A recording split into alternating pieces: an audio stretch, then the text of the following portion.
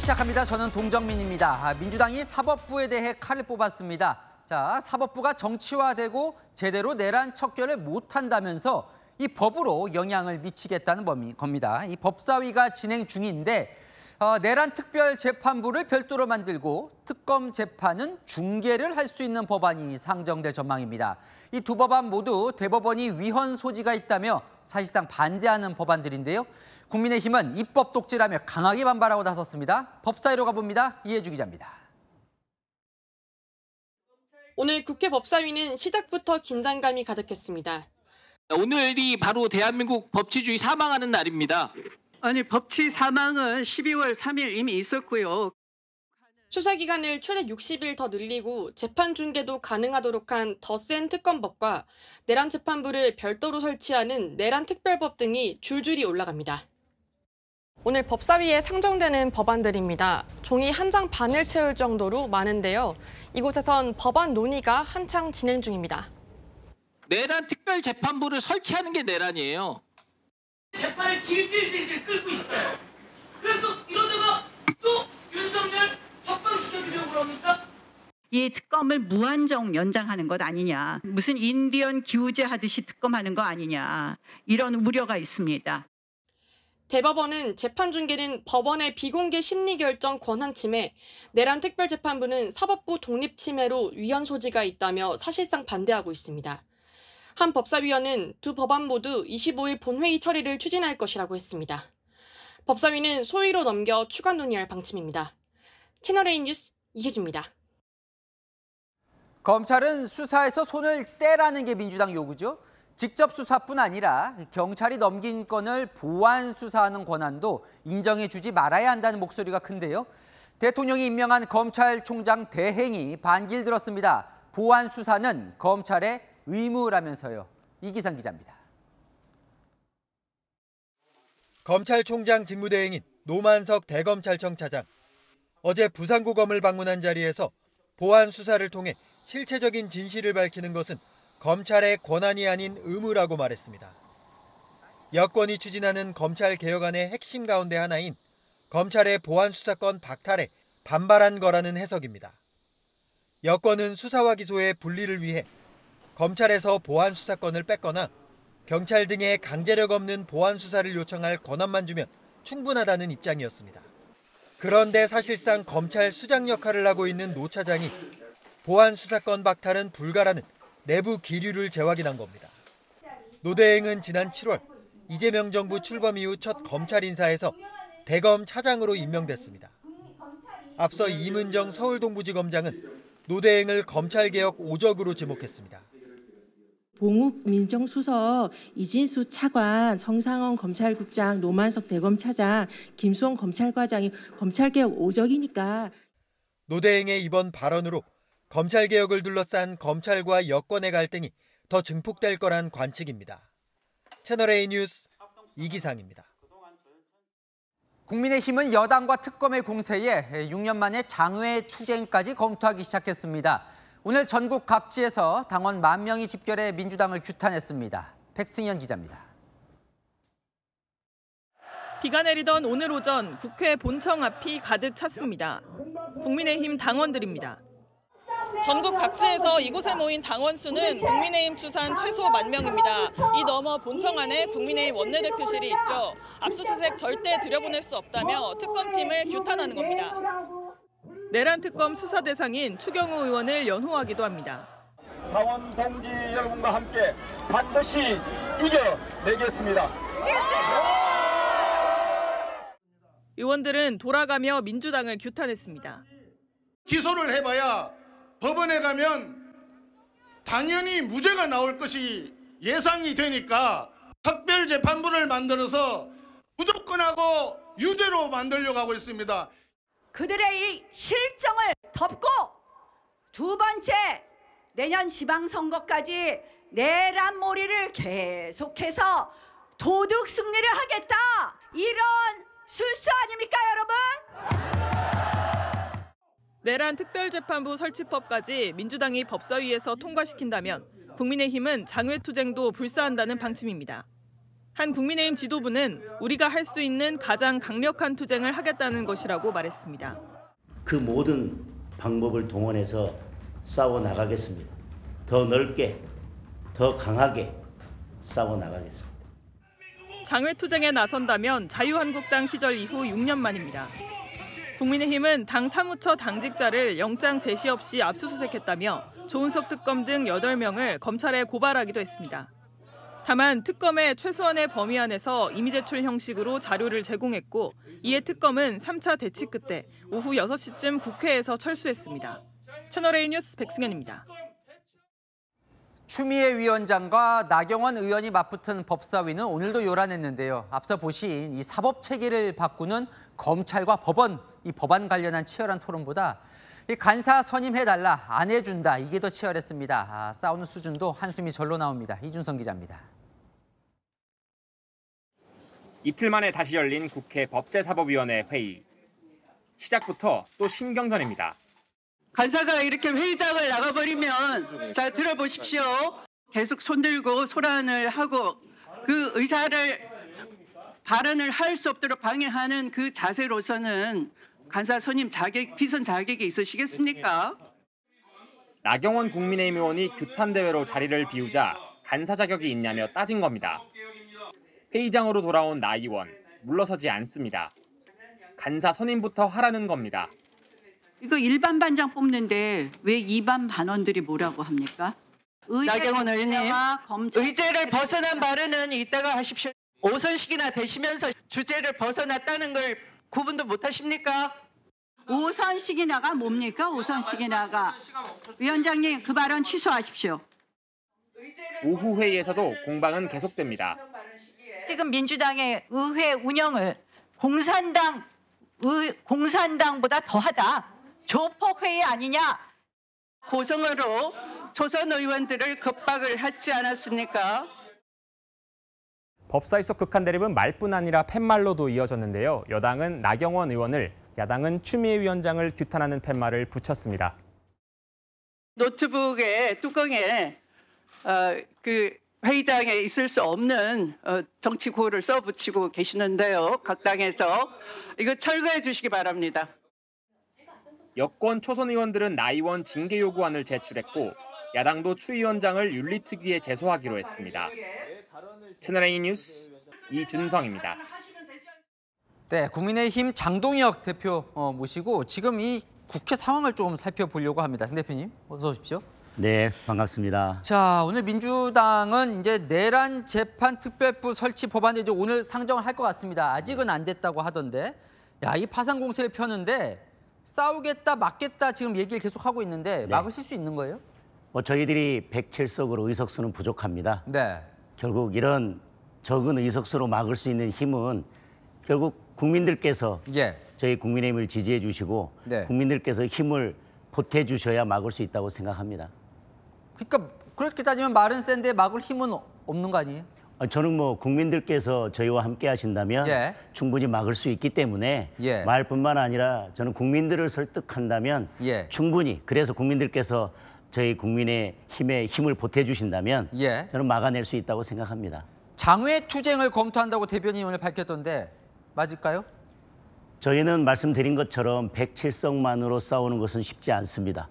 어떤 방식으로든 국민들을 설득하고 국민들과 함께 손잡고 싸우는 방법밖에 없습니다. 지금 이런 무도한 특검을 막아내고 더불어민주당에서 인민재판부나 마찬가지인 특별재판부까지 설치하겠다고 하지 않습니까? 그러면 결국 이런 것을 막아내려면 우리 국민의힘 원내 의원들의 힘, 그리고 원외 당협위원장들의 힘, 당원들의 힘, 그리고 국민들의 힘까지 보태질 수 있도록 넓게 그리고 더 강하게 싸워야 된다고 생각합니다. 지금 이제 내란 특검도 연장하는 법안 이제 상정이 될 것 같고, 그죠? 그럼 내란 특별재판부도 만들고 이제 재판 중계도 한다고 하는데 민주당이 국민의힘 해체까지 시도를 할 거라고 보시나요? 저는 이것이 국민의힘을 해체하기 위한 마지막 수단이라고 생각합니다. 다시 말씀드리면 지금 저는 특검이 특별한 성과 없이 끝날 거라고 보여집니다. 그런데 문제는 이렇게 3개의 특검을 밀어붙였지만 그리고 그동안 국민의힘을 내란 정당이라고 몰아붙였지만 법원에서 무죄가 난다면 결국은 그것은 그 칼이 결국 이재명 정부로 향할 것이고 결국 이재명 정부는 결국 무너지게 될 것입니다. 그것을 두려워하고 있기 때문에 인민재판부, 즉 특별재판부를 설치해서 이와 같이 법원까지도 재판 결과까지도 마음대로 하겠다고 하는 속셈으로 보여집니다. 그런데 문제는 이 특별재판부에 대해서 법원이 강하게 반발하고 있습니다. 이렇게 사법부까지 장악한다고 한다면 결국 법원의 반발이 커지고 이런 반발이 커지는 결과는 결국 지금 중단된 이재명 대통령의 5개 재판이 결국 다시 시작되는 결과로 갈 것이라고 생각합니다. 특히 특별재판부만 아니라면 저는 민주당의 내란 정당 몰이는 법리적으로나 그 어떤 논리도 없기 때문에 결코 성공할 수 없다고 생각합니다. 그럼 내란 특별재판부 오늘 이제 상정될 걸로 보이는 이게 이제 핵심이라고 보시는군요. 그렇습니다. 저기에서 어떻게든 법적으로는 지금 상황에서는 유죄가 되지 않을 그 내란 몰이를 그리고 특검의 수사는 결국 별다른 성과 없이 끝날 것인데 이 특별재판부를 통해서 억지로 결국 유죄 판결을 받아내고 그 유죄 판결을 근거로 정당 해산까지 가겠다는 속셈인 것 같습니다.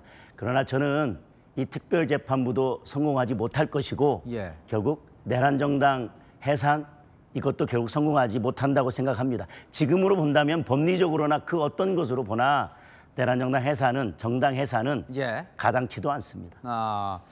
근데 이런 상황이라면 이재명 대통령과의 어떻게 회담은 할 수 있는 건가요? 어떻습니까? 저는 회담의 형식과 의제에 대해서 합의만 이루어진다면 회담할 수 있다고 계속 말씀드리고 있는데 오히려 이럴 때일수록 이재명 대통령과 마주 앉아서 강하게 항의할 것은 항의하고 강하게 문제점을 지적할 것은 지적해야 된다고 생각합니다. 지금 물밑 조율 중이라고 알려졌는데 뭐가 지금 걸림돌인 거예요? 회담 성사에.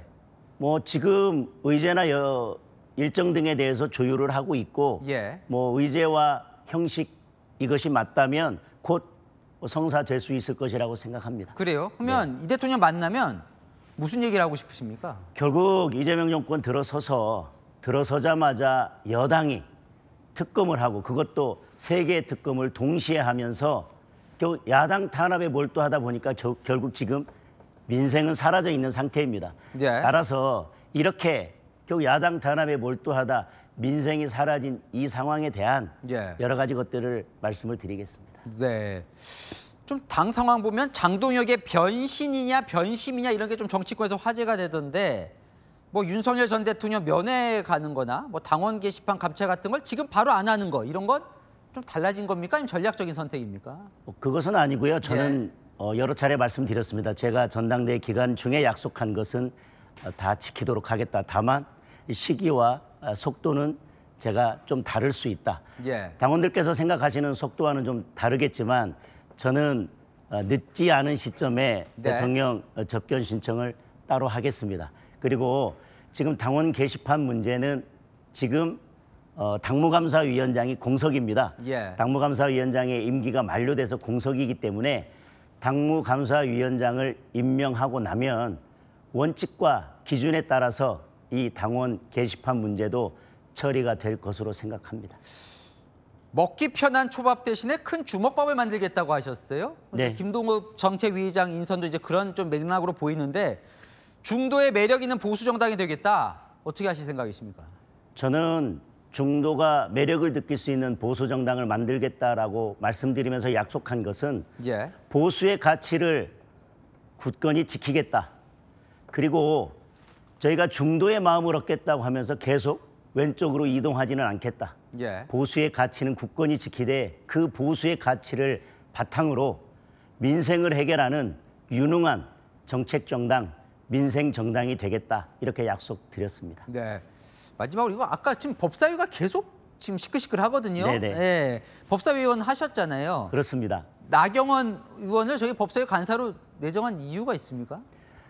지금 법사위에서 뭐 추미애 위원장이 와서 지금 이미 무도하게 법사위를 운영하고 있지 않습니까? 그렇다면 중진의 경험 그리고 그동안의 여러 의정활동 경험에 의해서 이런 무도한 추미애 법사위원장과 맞설 수 있는 중진 의원, 그리고 우리가 단일 대우가 돼서 싸우자 이렇게 말씀드렸는데 중진 의원들, 다선 의원님들부터 희생하시겠다라고 말씀 주셔서 법사위 간사로 저희 국민의힘에서는 내정을 했습니다. 알겠습니다. 오늘 말씀 여기까지 듣겠습니다. 장동혁 국민의힘 대표와 이야기 나눠봤습니다. 감사합니다. 감사합니다. 네, 조국 혁신당 대변인이 당이 성추행 피해자의 절규를 외면했다며 탈당했습니다. 조국 원장이 돌아오면 들어줄까 기대했는데 아무 변화가 없다는 겁니다. 조 원장은 침묵만 지키고 있습니다. 구자준 기자입니다. 제가 곧 조국 혁신당인 것처럼 그 안에서 살고 울고 그리고 달렸습니다. 당은 피해자들의 절규를 외면했습니다. 강미정 조국혁신당 대변인이 탈당을 선언했습니다. 당내에서 성비위 사건이 불거진 지 5개월이 지났지만 오히려 2차 가해로 피해자들이 당을 떠났다는 겁니다. 당 윤리위와 인사위는 가해자와 가까운 인물로 채워졌고 너 하나 때문에 10명이 힘들다는 2차 가해도 있었다고 폭로했습니다. 광복절 특사로 복귀한 조국혁신정책연구원장의 무대응도 탈당의 이유라고 했습니다. 조국 전 대표께도 여타 다른 입장은 듣지 못했습니다.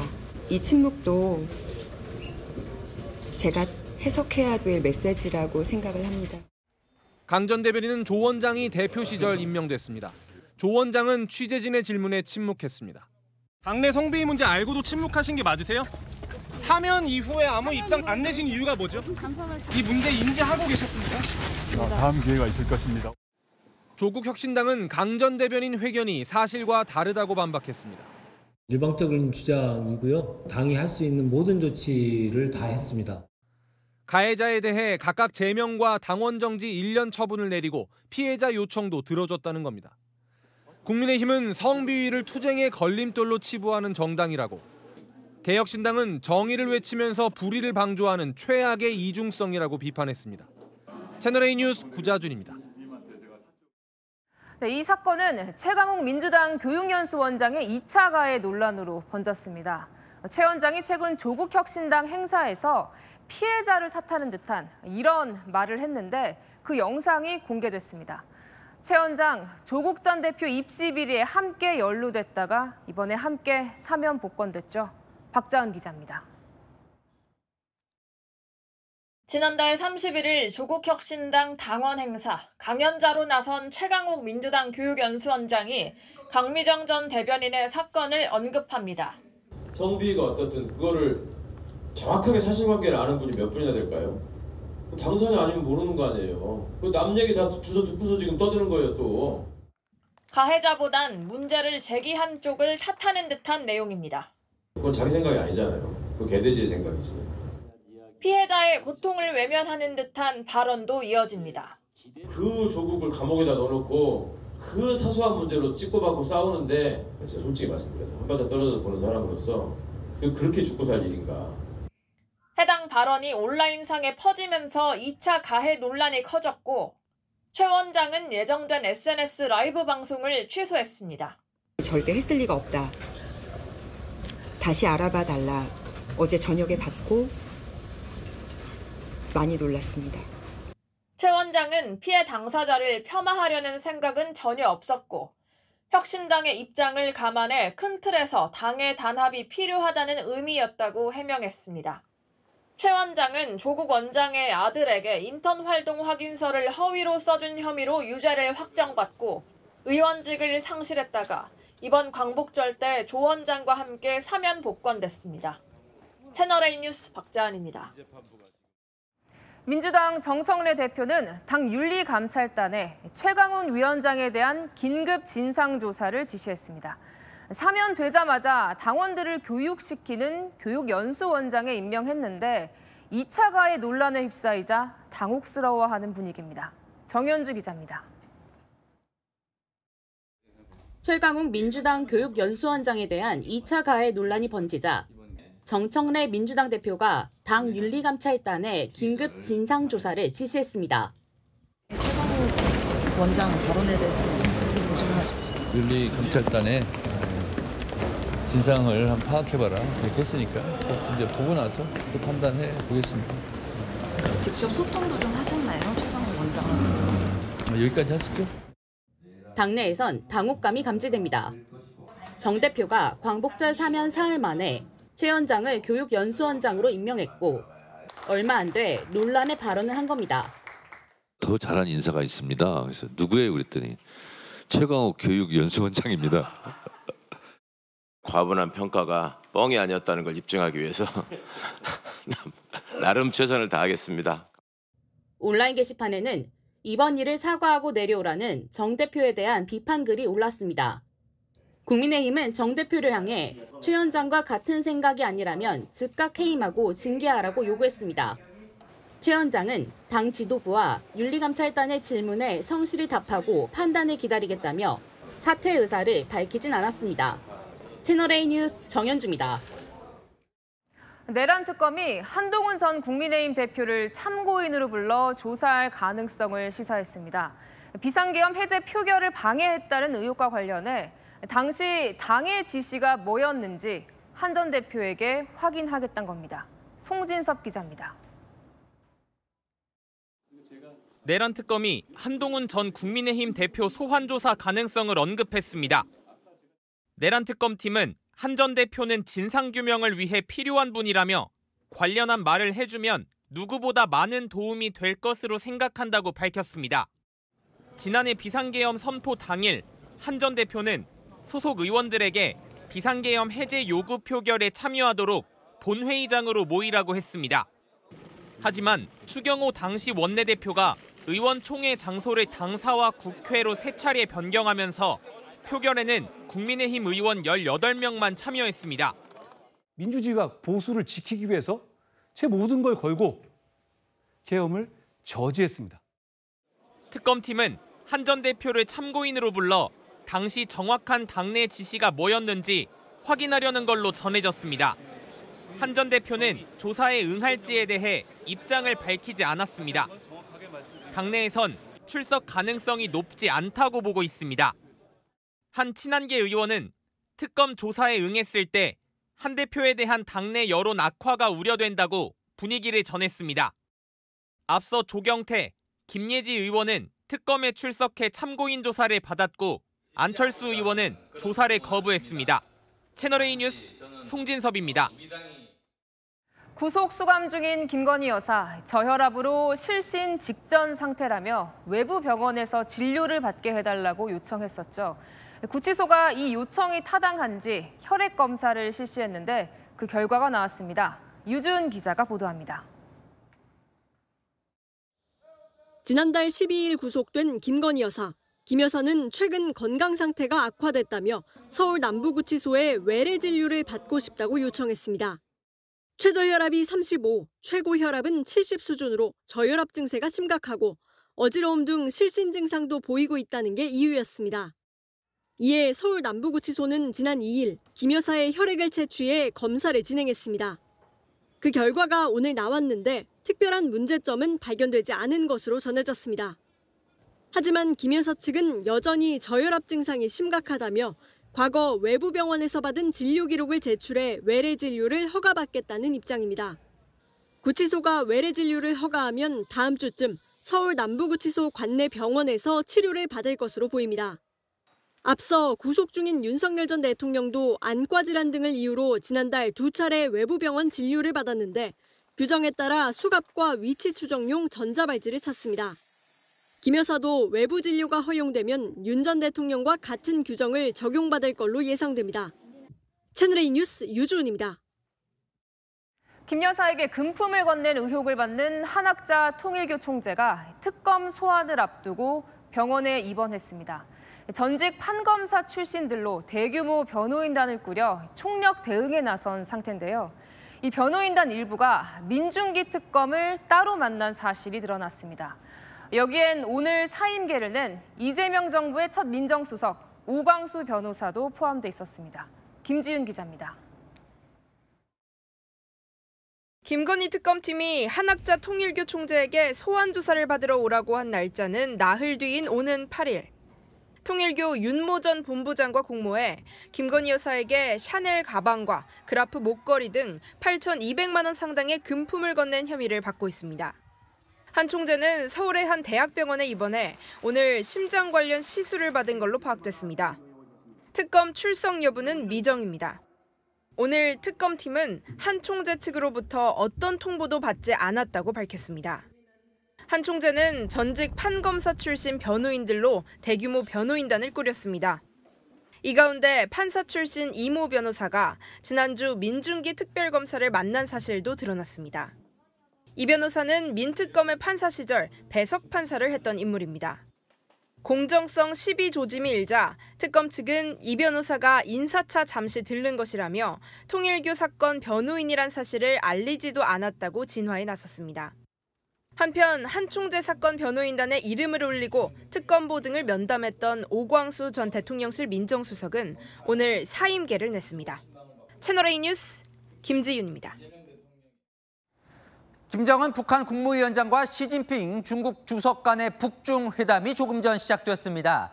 이 딸 주애를 그 자리에 데려 나올지도 관심인데요. 베이징 현장 연결해 보겠습니다. 자, 이윤상 특파원, 조금 전에 만났어요.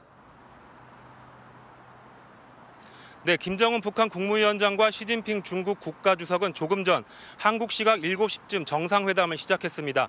인민대회당에서 회담이 진행 중인데요. 북중 정상회담이 열리는 건 2019년 이후 6년 만입니다.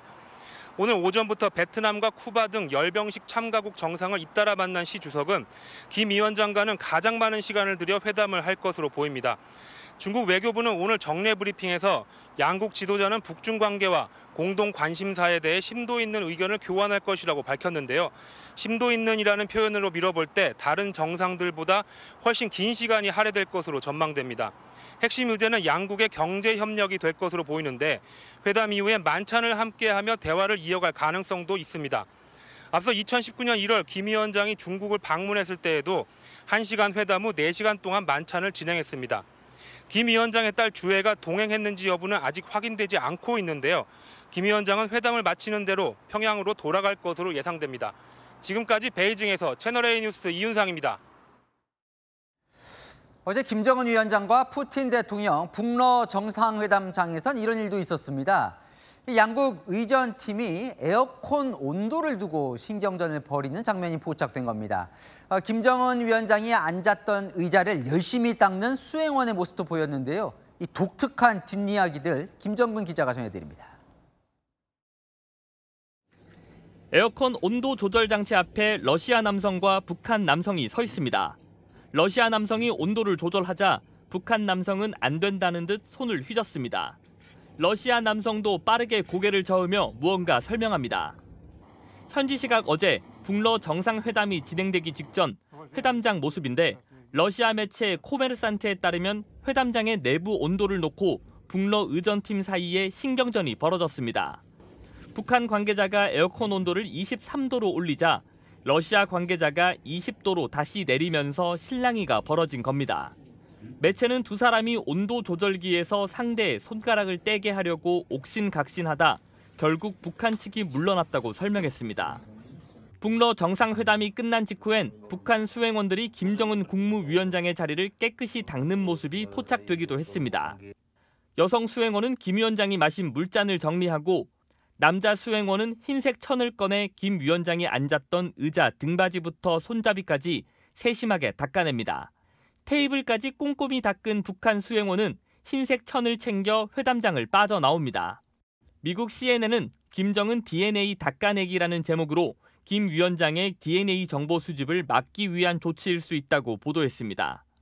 국가 지도자의 건강 정보 이런 것들은 상당히 국가 기밀에 해당하는 것이기 때문에 더 민감하게 정보 노출을 꺼리는 그런 모습으로.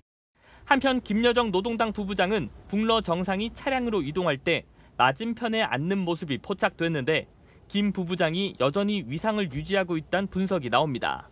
채널A 뉴스 김정근입니다.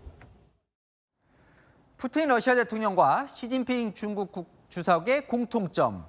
이미 이만큼 오래 집권을 했고 앞으로도 언제까지 할지 알 수 없다는 거죠. 만 72세 동갑내기인 두 사람 어제 전승절 행사장에서 나눈 대화의 주제는 바로 불멸이었습니다. 150살까지 살 수 있다는 말도 나왔습니다. 문예빈 기자입니다. 기념사진을 찍은 후天安문 성루로 걸어가는 각국 정상들. 김정은 북한 국무위원장과 함께 맨 앞줄에서 나란히 걸어가는 시진핑 중국 국가주석과 푸틴 러시아 대통령이 대화를 이어가는데 나이와 건강, 장기이식 같은 단어가 들립니다.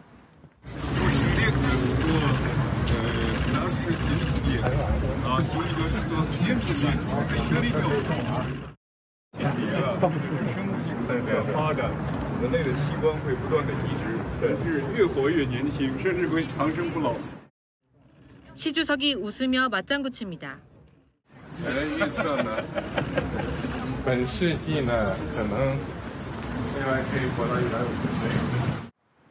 마이크가 켜진 줄 모른 채 나눈 이 대화는 전 세계에 그대로 중계됐습니다. 열병식 뒤 이어진 기자회견에서 푸틴 대통령은 해당 대화에 대한 의미를 축소하면서도 현대의학 발전에 대한 관심을 드러냈습니다. современные средства оздоровления, медицинские средства, даже хирургические всякие, связанные с заменой органов, они 대표적인 장기 집권자로 꼽히는 두 정상은 모두 만 72세입니다. 시 주석은 2013년부터 13년째 집권하고 있고 푸틴 대통령은 중간에 총리로 사실상 섭정했던 기간을 제외하고서도 22년째 권좌에 앉아 있습니다. CNN은 두 지도자 모두 후계자를 지명하지 않았다며 이번 대화가 정치 권력 연장과 연계된 발언일 수 있다고 분석했습니다. 시 주석은 2018년 국가주석 임기 제한을 없앴고 푸틴도 개헌을 통해 최대 2036년까지 대통령직을 유지할 수 있습니다. 채널A 뉴스 문예빈입니다. 네, 부산 지하철역에서 술에 취한 남성이 주변 승객들에게 싸우자며 시비를 걸었습니다. 그렇게 시작된 몸싸움은 순식간에 흉기 사건으로 번졌는데요. 어떻게 된 일인지 배영진 기자가 취재했습니다. 열차 문이 열리자 남성 2명이 나옵니다. 말다툼을 하는가 싶더니 서로 뒤엉킵니다. 그런데 모자 쓴 남성이 손에 뭔가를 쥐고 있습니다. 다름 아닌 흉기입니다. 상대방을 넘어뜨리고 일어서려는 걸 밀쳐내며 몸싸움이 이어집니다. 저항하는 상대에게 흉기로 위협하는 듯한 모습도 포착됩니다. 역무원이 흉기를 치우고 경찰에 신고한 뒤에야 싸움은 겨우 끝납니다. 두 분에서 오해를 풀기 위해 말씀하는 사이에 지차 진정을 시켰고 우리 해당 부역장이 흉기를 한쪽으로 살치웠습니다. 흉기를 휘두른 남성은 60대 A씨, 또래인 B씨는 팔과 손목을 다쳤는데 생명에 지장이 없는 것으로 파악됩니다. 이들은 이날 처음 본 사이였습니다. 이들은 열차 안에서부터 실랑이를 벌였습니다. 몸싸움까지 이어지자 모자를 쓴 남성은 가방에서 흉기를 꺼내들었습니다. 그런데 먼저 싸움을 건 건 흉기에 찔린 B씨였습니다. 술에 취한 채 열차에서 여러 승객에게 싸우자고 시비를 걸다 몸싸움으로 이어진 겁니다. A씨가 휘두른 흉기는 평소 등산할 때 사용하던 것으로 파악됐습니다. 그 흉기로 유혹해서 오지 마라 했는데 오히려 찔러봐라 계속 달라들어서 이런 게 된 거다. 경찰은 A씨에 대해 구속영장을 신청했습니다. 채널A 뉴스 배영진입니다.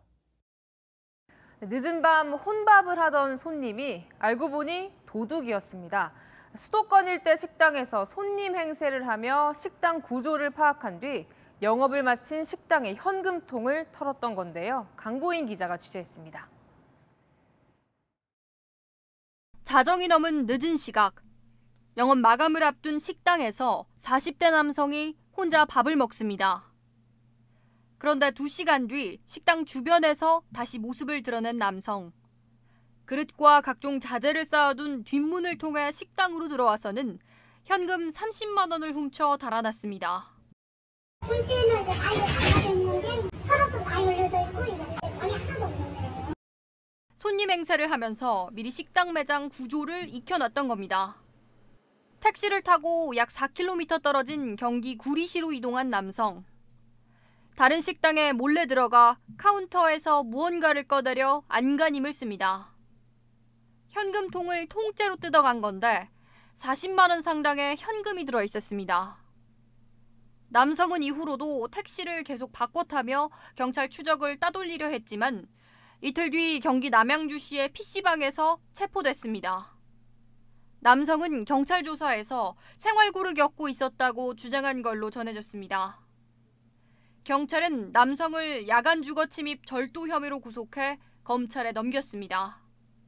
채널A 뉴스 강보인입니다. 대낮에 사복 차림으로 찾아온 경찰이 집에 홀로 있던 임신부에게 CCTV를 보니 옆집 택배를 가져간 걸로 확인됐다고 말했는데요. 알고 보니 CCTV엔 이런 장면이 없는 걸로 드러났습니다. 임신부는 강압적 수사 방식이라며 민원을 제기했고 경찰서도 감찰에 들어갔습니다. 오세정 기자입니다. 사복 차림으로 아파트 현관문 앞에서 전화통화를 하다가 인터폰 카메라를 가리는 남성. 택배 절도 사건을 수사 중인 경찰관입니다. 이 집에 혼자 있던 임신 17주차 여성이 밖으로 나오자 형사는 CCTV로 이 여성이 옆집 택배를 훔쳐가는 걸 확인했다고 추궁합니다. 근데 제가 CCTV 보니까 여기 사모님이 가져간 걸로 제가 지금 확인돼가지고 온 거예요. 하지만 CCTV에는 여성이 물건을 훔치는 장면은 없었습니다. 여성은 경찰관이 절차도 무시하고 강압적인 태도였다고 주장합니다. 계속 밖에서 문을 막 발로 두드리는 소리? 이 형사분이 저한테 하시는 이런 언행들이나 행동들이 너무 강압적으로 느껴진다. 여성이 경찰서에 항의 전화를 한 뒤에야 이 경찰관은 사과했습니다. 불쾌하셨다면 제가 사과할 의향은 있습니다. 소속 경찰서 관계자는 경찰관의 발언에 대해 신문 기법 중 하나라면서도 고성이 오간 것은 잘한 일은 아니다라고 밝혔습니다. 경찰서는 이 경찰관을 상대로 감찰에 들어갔습니다. 하지만 해당 경찰관은 여성의 주장이 100% 맞는 것은 아니다라고 주장했습니다. 채널A 뉴스 오세정입니다. 네, 우리 일상 아주 가까운 곳까지 마약이 침투하고 있습니다. 해외에서 몰래 들여온 마약을 소화전이나 계량기, 심지어는 초인종 속에 몰래 숨겨놓고 유통하는 건데요. 이런 곳이 2,000곳이 넘었습니다. 허준원 기자입니다. 수사관이 야산을 파헤칩니다. 테이프가 둘둘 감긴 커다란 물체가 나옵니다. 필로폰?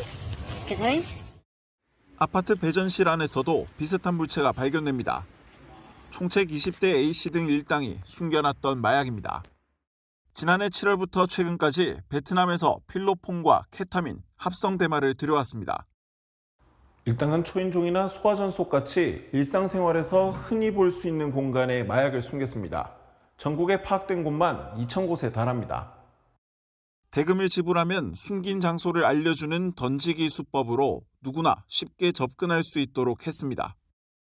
수사를 피하기 위해 가상자산으로 마약 대금을 받았고 운반책에겐 음식 배달원 복장을 입게 했습니다. 이런 수법으로 마약 70kg을 팔았고 벌어들인 범죄 수익은 60억 원에 달합니다. 경찰은 A씨 등 57명을 검거해 이 중 17명을 구속했습니다. 은닉 장소와 주거지에서 마약 26kg을 회수하는 한편 현금과 명품 시계 등도 압수했습니다. 전국 전역에 걸쳐서 이제 유통망을 형성했고 지금까지 저희가 전국적으로 건거한 조직 중에는 상당한 규모의 조직입니다. 경찰은 마약 구매자들에 대한 수사를 이어갈 방침입니다. 채널A 뉴스 허준원입니다. 네, 물이 메마른 강릉은 이제 학교도 휴교나 단축 수업을 걱정해야 할 지경입니다. 물 한 방울 아끼기 위해 양파 씻은 물로 청소하고 빨래도 못해 교복 규정도 풀었습니다. 강경무 기자가 다녀왔습니다. 트럭에서 내린 생수병을 학교 안으로 옮깁니다. 전교생 680명이 사흘간 마실 생수 4,500병입니다. 쉬는 시간이 되자 학생들이 생수병을 챙겨갑니다. 오전에 우리 한 병씩 나눠 갖기로 했죠. 아이들이 받는 생수는 오전과 오후 각각 한 병씩. 가뭄이 심각해지면서 며칠째 이어지는 풍경입니다. 물을 원하는 만큼 많이 받아서 먹지 못한다는 게 조금 많이 불편한 것 같아요. 물을 아끼기 위해 정수기 사용을 금지하고 있는데요. 학생들이 사용하는 컵도 모두 치웠습니다. 교복을 입어야 하는 복장 규정도 완화했습니다. 빨랫감을 조금이라도 줄이려는 아이디어입니다. 뭐 2, 3일에 한 번 빨래하던 것들을 이제 한 뭐 일주일 단위로 모아서 할 수 있는 그런 정책입니다. 점심 준비에 분주한 급식조리실. 양파를 씻은 물로 바닥 청소를 하고 있습니다. 상황이 더 나빠지면 급식 시판은 타 지역 세척업체에 보내고 빵 같은 대체 급식도 추진됩니다. 일부 학교에선 물 대신 화학약품을 사용하는 이동식 화장실 임대도 검토하고 있습니다. 학생들한테 피해를 최소화하기 위해서 학업 중단 없이 그냥 학교를 정상 운영해 보려고 하고 있습니다. 향후 단수 여부에 따라 휴교나 단축 수업까지 검토되는 상황. 애꿎은 아이들의 고통만 커지고 있습니다. 채널A 뉴스 강경모입니다. 네, 지난 5월 지하철 열차 안에서 벌어진 방화 사건 기억하시죠? 순식간에 번진 불길에 내가 이 상황에 처하면 어떡할까 생각해 본 적 있으실 텐데요. 불길도 문제지만 빠르게 퍼지는 연기가 더 위험할 수 있다는데 지하철 화재 대피법을 광민경 기자가 취재했습니다. 휘발유를 전동차 바닥에 뿌리고 불을 붙이자 금세 시뻘건 불길이 치솟습니다. 새까만 연기가 전동차 안을 가득 메우더니 CCTV 화면마저 뒤덮습니다. 연기는 옆 칸으로도 번지고 앉아있던 사람들이 입과 코를 막고 대피합니다. 탑승객은 열차 앞 뒤쪽으로 신속히 대피해 주십시오. 지난 5월 벌어진 서울 지하철 방화 사건과 동일한 상황을 가정한 실험입니다. 불이 났던 전동차 아닙니다. 천장과 벽면이 새까맣게 탔고 손잡이에도 그을음이 남아 있습니다. 전동차에 연기가 가득 차는데 3분, 옆칸까지 번지는데 5분이 채 걸리지 않습니다. 전파 속도는 5분 이내로 저희들은 보고 있습니다. 그래서 골든타임이 5분 이내로 확보가 돼야 된다는 게 저희들이 판단입니다. 지하철 안에서 불이 나면 노약자석 옆에 비상 버튼을 눌러 승무원에게 곧바로 알려야 합니다. 출입문이 자동으로 열리지 않으면 수동으로 열고 여의치 않으면 비상용 망치나 소화기로 유리창을 깨면 됩니다. 지상으로 대피가 쉽지 않을 때는 2차 사고가 나지 않도록 전동차 진행 방향 터널로 대피해야 합니다. 채널A 뉴스 광민경입니다. 네, 지난해 의료 관광을 하러 서울을 찾은 외국인 관광객이 100만 명에 달했습니다. 한 해 만에 2배나 늘었는데요. 성형외과나 피부과 시술이 필수 코스인데 요즘엔 애니메이션, K-팝 데몬 헌터스 열풍에 한의원 방문도 새로운 코스로 추가됐다고 합니다. 김승희 기자입니다. 애니메이션 K-팝 데몬 헌터스에 등장하는 한의원. I see. 실제 배경이 된 골목의 한의원에 가보니 곳곳에 일본어 안내가 붙어 있고 직원과 손님도 일본어로 대화합니다. 오늘 예약 환자 13명 중 12명이 일본인입니다. インスタグラムで、友人から紹介を受けて、知りました。ダイエット薬の方にちょっと関心がありまして 외국인 환자 비율이 한 70% 정도는 진료실 안에서 간단한 일본어 대화는 충분히 할 수 있는 정도 수준까지는 됐고요. 강남의 한 피부과도 외국인 손님이 끊이질 않습니다. 这边的产品也是是得到认证的，所以我是觉得这边手法、技术跟产品都是有保证的。 지난해 서울을 찾은 외국인 의료 관광객은 약 100만 명. 전년 대비 2배, 팬데믹 이전인 2019년과 비교하면 3배 넘게 늘었습니다. 이들이 한 해 동안 결제한 의료비만 1조 2천억 원에 달합니다. 외국인 진료 의료기관이 계속 확대되어 왔고 마케팅 통역 코디네이터 등 체계적인 지원을 하고 있는 것이 주요 원인으로 분석이 되었습니다. 서울시는 캐대언 열풍 등으로 올해 외국인 의료 관광객은 최소 114만 명에 이를 것으로 보고 있습니다. 채널A 뉴스 김승희입니다. 네, 세금 안 내고 숨을 곳 없습니다. 국세청이 체납자 133만 명 모두 집까지 찾아가 끝까지 징수하겠다고 밝혔습니다. 안건우 기자입니다. 한 체납자의 집입니다. 고가의 가방과 귀금속, 곳곳에 숨겨놓은 외화가 발견됩니다. 드릴로 개인 금고를 열자 수억 원의 현금 따발과 수표도 쏟아져 나옵니다. 세금은 내지 않으면서 5억 원이 넘는 롤스로이스까지 소유하고 있었습니다. 체납액이 꾸준히 증가하며 110조 원을 돌파하자 국세청이 체납자를 전수조사할 국세체납관리단을 출범합니다. 133만 명 체납자 모두 조사 대상입니다. 모든 체납자를 가가호 방문할 예정입니다. 이를 위해 퇴직 공무원과 청년층, 경력 단절 여성 등 총 2,000명을 실태 확인원으로 채용할 계획입니다. 악질, 고액 상습 체납자는 가택수색과 압류, 소송 등 모든 수단을 동원해 징수에 나선다는 방침입니다. 반면 납부 의지가 있지만 생계가 어려운 체납자에 대해선 즉시 복지부처로 연결해 재기를 돕는 맞춤형 관리도 추진합니다. 국세청은 올해 시범 운영을 통해 실무 매뉴얼을 만든 뒤 내년 3월부터 3년간 본격 운영에 돌입합니다. 채널A 뉴스 안건우입니다. 스스로 판단하고 움직이는 가전 기술이 집안 곳곳으로 퍼지고 있습니다.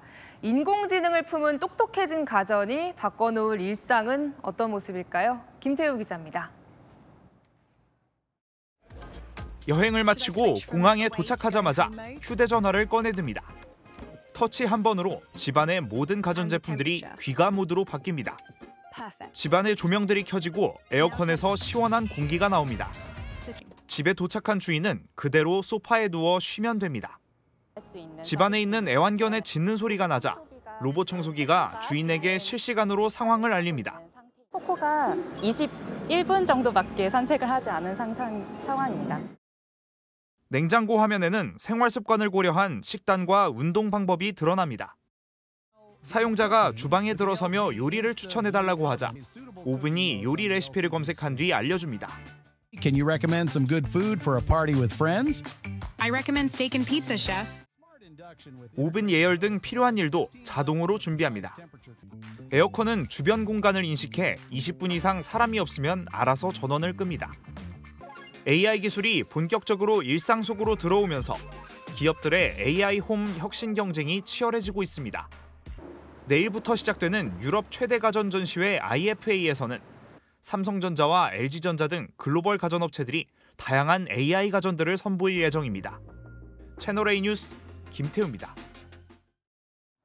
포르투갈 여행 가시는 분은 한 번씩 타시는 이 리스본의 명물 케이블 전차 푸니쿨라가 탈선을 해서 이 건물과 충돌하는 큰 사고가 발생했습니다. 이 사망자가 15명이나 나왔고 한국인을 포함해 20명 넘게 다쳤습니다. 정다은 기자입니다. 가파른 언덕길이 뿌연 먼지로 뒤덮여 앞을 내다보기 힘듭니다. 노란색 케이블 전차가 형체를 알아볼 수 없을 만큼 마치 종이장처럼 구겨진 채 뒤집혀 있습니다. 포르투갈 수도 리스본의 명물인 케이블 전차 푸니쿨라가 탈선한 건 현지 시각 어제 오후 6시쯤입니다. Ficou sem freio, cerca de 1,5 metro, ainda fez grande estrondo. Estava cheio. 빠른 속도로 내려오던 전차가 갑자기 탈선하며 옆 건물과 충돌한 것으로 알려졌는데 정확한 사고 원인은 나오지 않았습니다.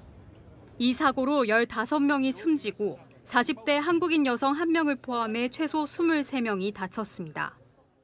Não consigo ainda confirmar, obviamente identificamos vários apelidos estrangeiros, mas não posso confirmar qual a nacionalidade. 140여 년의 역사를 지닌 푸니쿨라는 언덕이 많은 리스본의 지형에 맞춰 경사로를 오르내리기 위해 설치된 교통수단입니다. 포르투갈 정부는 사고 다음 날인 오늘을 국가 애도의 날로 정했습니다. 채널A 뉴스 정다은입니다. 이 주황색 옷을 입은 이 사람, 미국 교도소에서 탈옥한 수감자인데요. 남의 집 뒷마당에 숨는 장면입니다. 이 집에 설치된 CCTV에 이 경찰을 피해 숨는 과정이 고스란히 찍혔는데요. 아무리 숨어도 결국은 잡힙니다. 이솔 기자입니다. 주황색 죄수복을 입은 남성이 울타리를 넘어 주택 뒷마당에 몰래 들어옵니다. 주위를 살피다 잔디밭에 드러눕는 남성. 곧 사이렌 소리가 들리자 벌떡 일어나더니 쓰레기통 안에 물건을 꺼냅니다.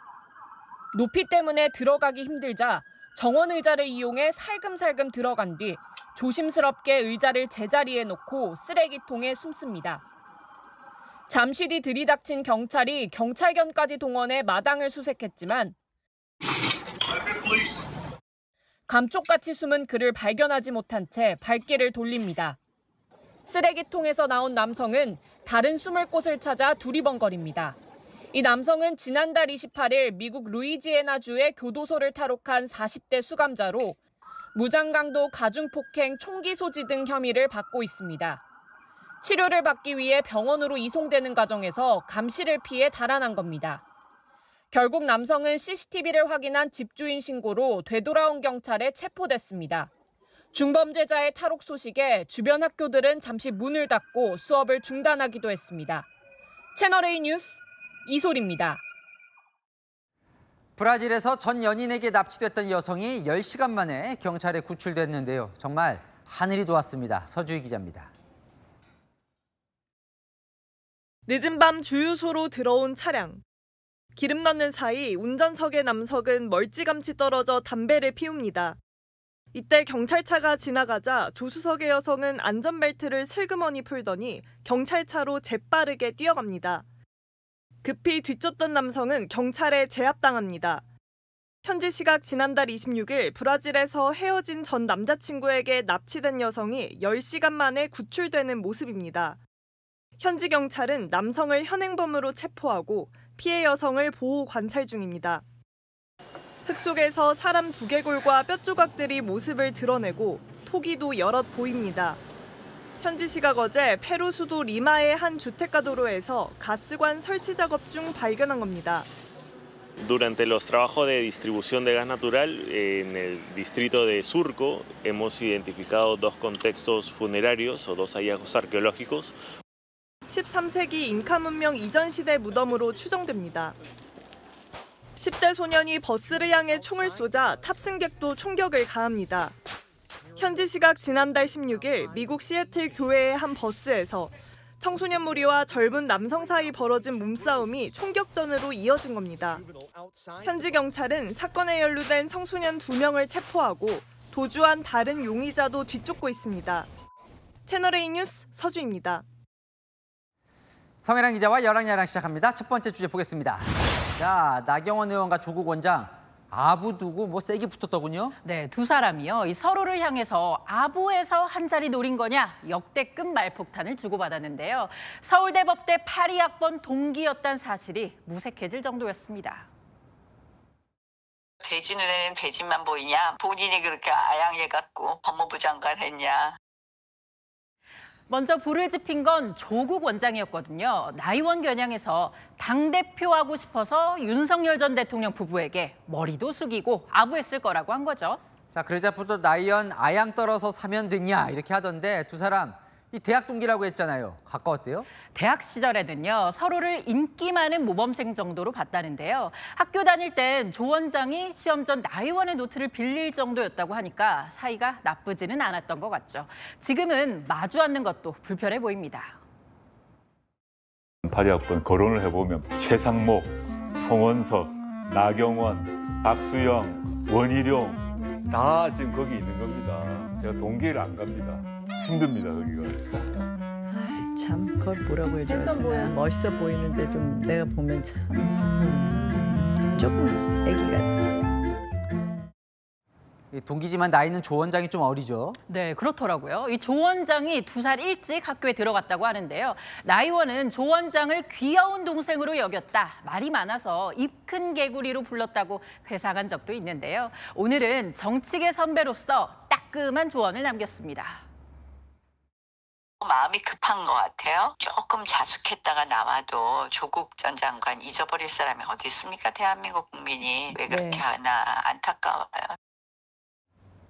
네, 다음 주제 보겠습니다. 자, 이번엔 반대예요. 정치권 앙숙이었던 두 사람 지금 핑크빛처럼 가까워졌는데 이준석 대표 친구의 장인이 안철수 의원이에요? 그러게요. 이 두 사람 요즘에 급친분 과시 중이죠. 알고 보니까 친분고리가 하나 더 있었습니다. 몇 년 전에 고등학교 때 친구가 갑자기 사이가 됐습니다. 저랑 미국에 같이 있었던 친구예요. 또 그래서 되게 친해요. 요즘 안철수 의원과 많은 것도 의논하고 이렇게 그래요 합니다. 안 의원 외동딸이 2년 전 결혼했는데요. 알고 보니까 안 의원 딸의 남편이 이 대표의 절친이었던 거죠. 이 두 사람 대선 때 잠깐 이 손잡고 마는가 이렇게 싶었는데 오래 가네요. 네, 기자들도 이 이공계 출신 부각하려고 잠깐 손잡은 줄 알았거든요. 3년 전 사진 볼까요? 같은 행사에서 고개 휙 돌리고 앉아 있잖아요. 하지만 최근 광복절 경축 행사 땐 달랐습니다. 안 의원 현수막 시위 사진을 바로 앞에서 이 대표가 찍어서 의원실에 보내줄 정도였으니까요. 두 사람 다 화해 진심인 걸까요? 국민의힘에 꼭 한 명을 복당시켜야 한다면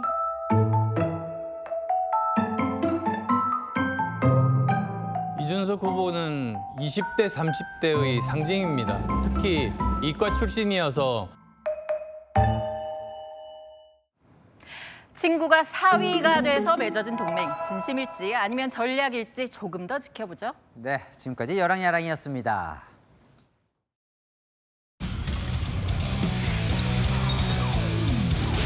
7일 미국과 평가전을 앞두고 완전체로 손발을 맞춰보는 홍명보호.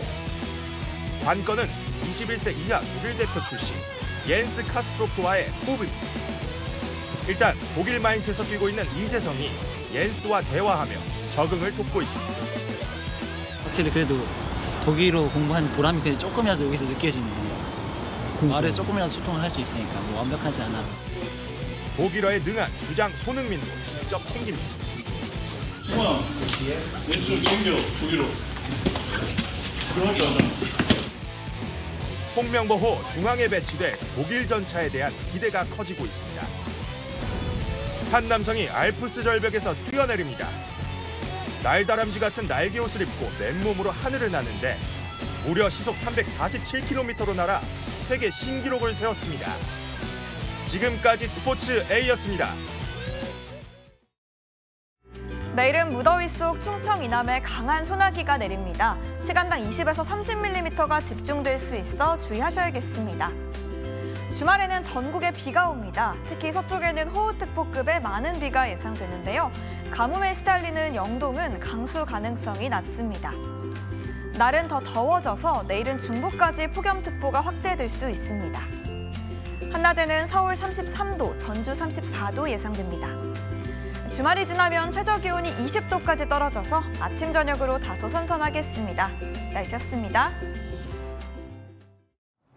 뉴스에 마칩니다. 시청해주셔서 감사합니다.